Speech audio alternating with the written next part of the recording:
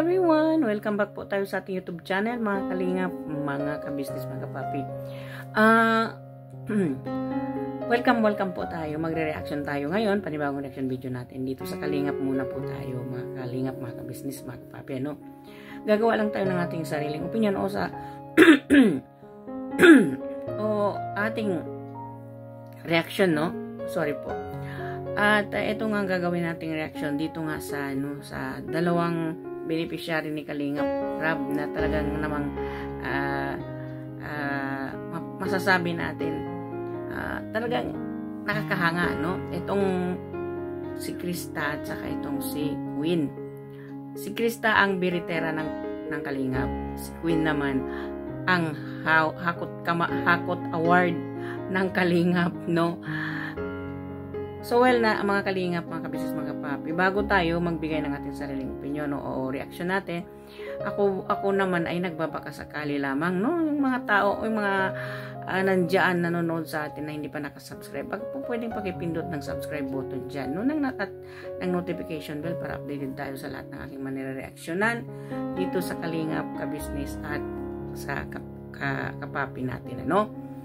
So wag din po natin kalimutan, no, suportahan ang ama ng Kalingap, ang founder ng Kalingap, walang iba kundi si Kuya Bal Santos Matubang at Edna Vlog at Kalingap Rab, no, at ang Jack Tapia Matubang po. At suportahan din natin at ang kabisnes, no, Kabisnes Official, Papa Dins TV at Kabisnes Family, no, at ang Papa Dins TV. So mag-undago tayo, no. Ang ating reaction na ay syempre idinalawa ko na lang po ito, no. Etong si Krista. Yung mga hindi pa nakakakilala kay Krista dito sa aking mga nanonood, panoorin po natin siya diyan sa kay Kalingap Tata. Actually, beneficiary siya ni Kalingap Tata at ang naka-scout dito sa kanya ay si Maria Ligaya Vlog. So, shoutout po sa kay Maria Ligaya Vlog, ano? At kay Kalingap Tata. Si Maria Ligaya ang naka-scout dito sa kanya at si Kalingap Tata. Kumbaga si Maria Ligaya ni-repair niya kay Kalingap Tata. No, itong binablog itong ni Kalingap Tata, beneficiary niya ito. Magaling kumanta, maganda, at sumasali din ito sa beauty pageant, no, si Krista. Sumasali din siya sa beauty contest, no. At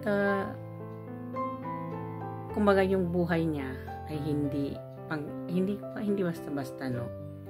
At ayon naman sa kanya, panglima siyang magkakapatid sila, pero kumbaga yung tatay niya may dalang anak sa una niyang una niyang pamilya, gayon din ang nanay niya. Kumbaga pareho silang second family na, no. At then ang nagbunga nga sa kanila itong si Krista na panglima daw siya, ayon naman sa kanya, no.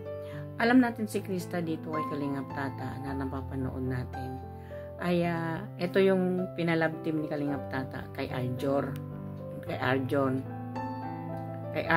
no,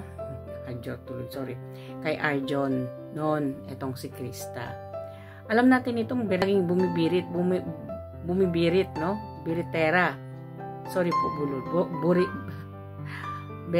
bumibirit, no, biritera sa mga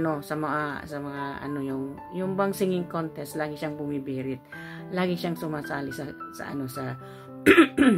sa singing contest. Itong si Krista, no. Minsan din sumasali siya sa mga beauty pageant, no, sa beauty contest or kasi nakita natin dito kay Kalingap Tata. Sumali ito siya, no. Nagkaroon din naman siya ng award. Maganda, no. Kumbaga mayroon silang kanilang mga talento o kanilang kanya-kanyang ganda. Itong mga beneficiary ni Kalingap Rab, no.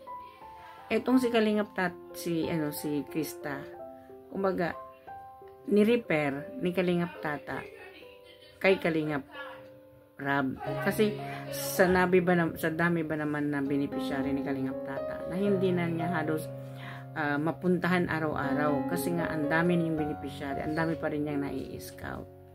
So, ang ginawa ni Kalingap Tata para matulungan talaga itong si Krista, ay pinasa niya dito, ni-repair niya dito kay Kalingap Rab para kumbaga tuloy-tuloy ang tulong at mapabuti yung mapabuti yung buhay nito o yung future ba ni Krista kung dito kay Kalingap Rab. At iyon nga ay blinag ni Kalingap Rab. At nagulat si Kalingap Rab na ang ganda ng boses nitong si Krista. Alam naman natin yan, na sumasali talaga siya sa singing contest, no? At yan ang yan ang niya, yan ang talent niya talaga, yung kumanta kasi maganda kasi yung boses niya at may itsura, sumasali sa beauty contest, no? Etong kumbaga hindi nagpapahuli itong si Krista, no? At imagine mga kalingap, mga ka-business, mga kapapi, unang vlog pa lang ni Kalingap Rab sa kanya, nag-trending na siya si Krista, no? At napasama na siya dito sa Velvet Box model, no? Nakasama siya dito sa first batch. Siya yung pang-5, no? So, nakita natin kasi ang ganda kasi niya, maganda siya, no? Talagang kahit si Kalingap Tata nagsasabi siya, may maganda talaga daw si Krista, may itsura siya, no? So, yun at pinarinig niya yung paano siya kumanta, ang ganda ng boses niya, napahanga si Kalingap Rab. So, at ni Kalingap Rab doon, no, kung pwede ba siya maisali doon sa batch 3 ng Kalingap Angel, no? Marami naman talaga umuo kasi talagang kumbaga sa ganda, sa talent, mayroon itong si Krista, no? At yun lang ang parang nahabag doon si Kalingap Rab kasi sa age ng 14 years old ay naghahanap buhay siya, kumbaga nag-aaral, pag walang pasok, siya, kumbaga kumukuha siya ng maano niya, kumbaga nagpa-part-time siya, no? Katulad doon naglilinis siya ng babuyan, nagpapakain ng baboy, para daw yung makatulong din daw at ma-share din, kumbaga ma-share din niya dito sa kanyang mga kapatid yung kinikita niya doon bilang isang tagalinis at tagapakain ng baboy, sana lahat na lang ng kabataan na tulad nitong si Krista, no, na ayon naman sa kanya, ginagawa niya yon para makatulong siya sa nanay niya at tatay niya, no? Kasi yung nanay daw niya ay kumbaga na operahan ng appendicitis, hindi na pwedeng magbuhat ng bigat. At yung tatay niya isang construction worker, ayon dito kay Krista. Kaya siya din bilang isang anak nagpupursige para matulungan ng magulang. No, tingnan nga naman natin, no, itong si Krista, no. So kung hindi pa niyo napapanood kung sino talaga si Krista, panoorin po ninyo diyan. Marami siyang video diyan kay Kalingap Tata. Kasi si Kalingap Tata ang unang nagbablog at beneficiary ni Kalingap Tata yan, at in-endorse na lang niya dito kay Kalingap Rab para mas lalong matulungan si Krista, no? At hindi naman nagatubiling si Kalingap Rab at tinanggap niya, no, at iblinag niya itong si Krista. Nag-viral naman talaga agad si Krista sa unang vlog ni Kalingap Rab sa kanya. At tuwang-tuwa itong bata, no, napaiyak na lang ito nung nabigyan ng financially, no, assistant itong si Krista, na nabigyan siya ng 8,000. Ayon sa kanya, first time daw niya yon na makatanggap ng ganon kalaking pera itong si Krista, no? So tingnan natin, no, baka may sumunod na itong vlog kay Krista kasi nga nag-trending itong si Krista, no? Sa ngayon 1 week, no, magna 900k na siya. Siguro tatakbo ito sa 1 milyon, So congratulations dito kay Krista. Napabilang siya bilang doon sa Velvet Box model, no? Sa first batch ng Velvet Box model, no, napasali siya doon. So papunta tayo dito kay Queen, ang Hakot Award naman, Beauty Queen na Hakot Award ng Kalingap. Hindi ka ba naman magugulat? Parang siya na lang ang humakot lahat sa mga troping sa pag-beauty contest niya. Halos siya na lang lahat ang nakatanggap ng ng mga trophies, awards, no, doon. Parang hindi makapaniwalaan, no, sa 14 years old. kung kumilos, gumalaw, magsalita, matured, no? Kasi nga, madiskarte nga siya sa buhay. Ang inidiskartehan niya noon, syempre sa walang ama, at namulat siya na walang ama, walang kasangga itong nanay niya, maliban lang sa sarili, mag-isa si nanay niya, tinaguyod sila. Kaya ang ginawa niya dito ay dumidiskarte. Ang dinidiskarte ni Queen ay yung pagbi-beauty contest niya. Kumbaga, at pagmo-modeling niya, doon kumikita din naman daw siya at nakakatulong sa nanay niya, no? Isang magandang half German at half Pilipina pala itong itong ating beauty queen na si Queen, no? Kumbaga yung talent ng batang ito, no, hindi karaniwang, at yun ang napansin ni Kalinga Prab.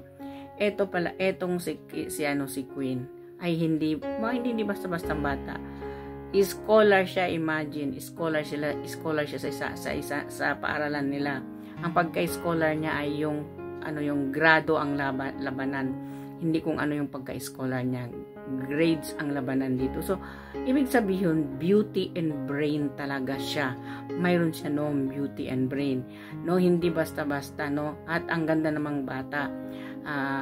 Magpasalamat yung nanay niya, no, nagkaroon yung nanay niya na tulad ni Queen, na yung tawag dito na hindi pangkaraniwang bata. Instead na nag-i-enjoy o magbarkada, hindi, tinutulungan ng nanay. Ayun, nung binigay na pera ni Kalinga Prab sa kanila ay pinangpuhunan nila. Ngayon mayroon sila kaunting maliit na kalenderya, no. Yun ang kanilang kinukuhaanan nila ng pagkain habang hindi nakakabisita si Kalinga Prab sa kanila. So madiskarte nga talaga siya, hindi lang sa pagluluto, hindi lang sa pagtitinda, lalo't lalo na sa beauty contest. Yun siya ang mayroon talaga, yun ang skill niya talaga. Ang pagkatalino at ang pagkaganda niya ay yung sa pagbi-beauty queen niya, no.